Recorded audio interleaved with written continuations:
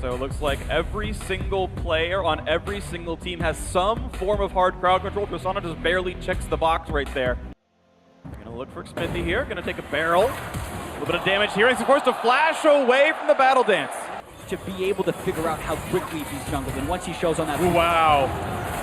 through everything They currently. don't know Xmithie's here. They don't know that he's on Krugs right now, and it'd be hard to guess, to be honest. See if they find themselves the gank. Flame is still TP up, but see if he's gonna get away with this one. Body Slam's in range. He's gonna try to bait the flash, and Flame doesn't pop it just yet. Now being slowed down, but can he survive? 200 HP left, and he does get away. And Xmithie comes in, lands a slow, but no, not much more to have.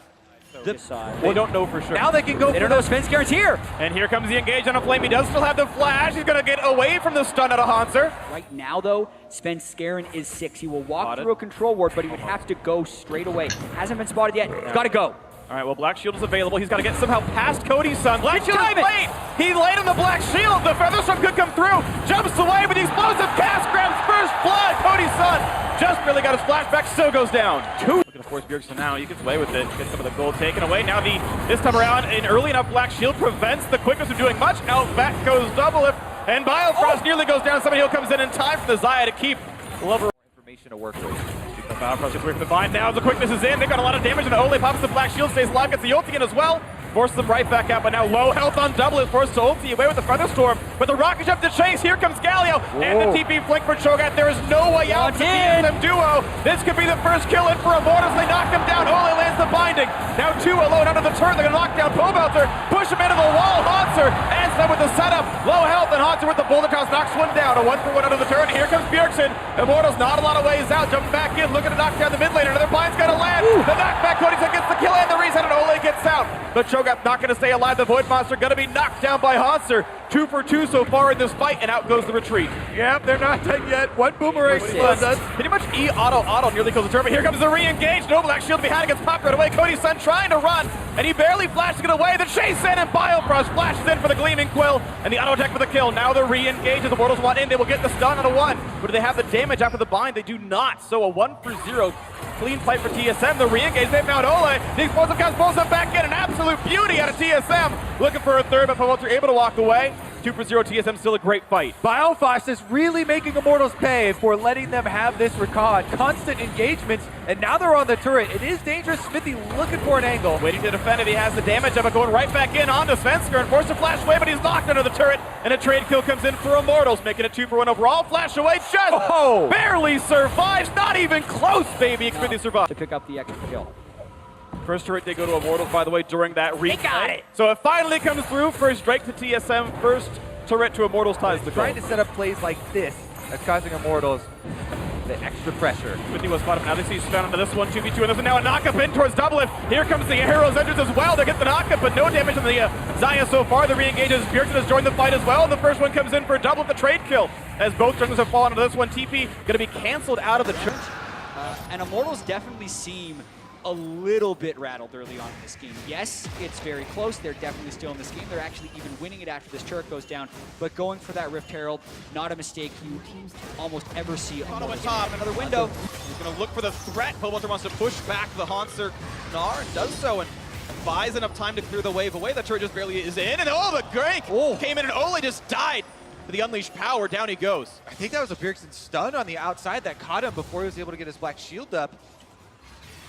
Wow, He gets 100% bursted down. Yeah, we'll get a replay of that, but we've talked about the timing Ole needs to have on these Black Shields, and he has been consistently late this game. TSM able to strike first, but will cost him the turret at least. Flame wants to nom it for an extra stack. Working on that one, they can buy the time. Of course, top lane will fall on a trade. What is he going to Ocean Drake for a turret? I'll take the turret. The sun's going to land on Xmithie. Gets the Black Shield, no explosive cast, and it actually whiffs. Whoa. Sven doing his best to pressure the opposing jungler, misses the skill shot, and out he goes. And Xmithie going to lead the charge back to the mid lane, and without a Gragas disengage, this turret will fall. And that's why we haven't Glory. seen a fight in a while. They want the reliability. They're going to dunk in, and Double's going to force to be jumping away with his flash. That is summoner spell down. Pobelter's going to go for the stun right again onto Sven, forcing the flash out of the Gragas as well. This one going to land, but it's still a very tanky Pobelter.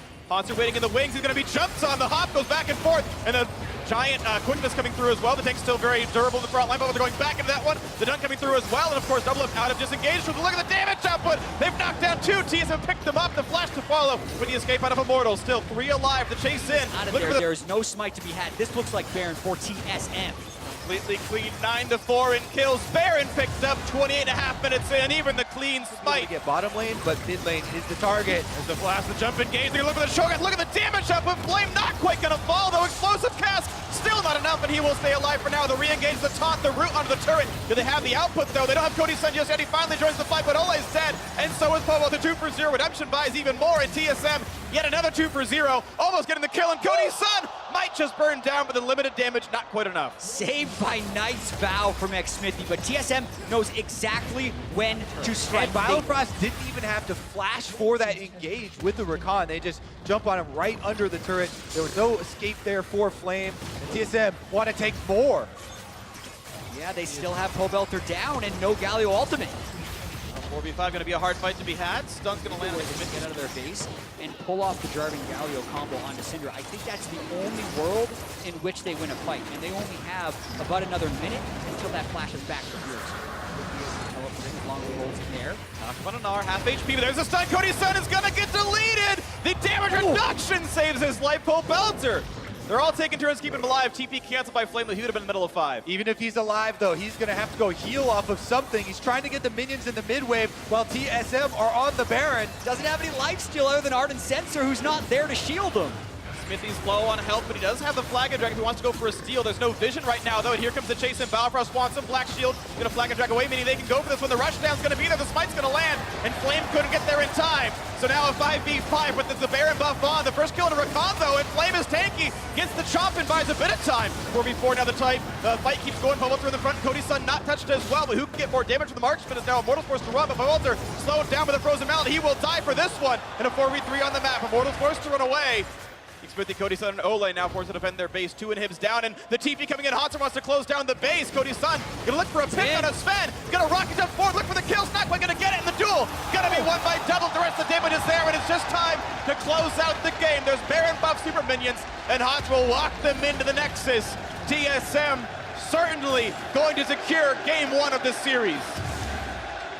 What an opening game here for TSM. Very controlled through the mid game, and they will be the victors. 3 to go to make it 3 in a row. They've got the first one. 2 more to be had.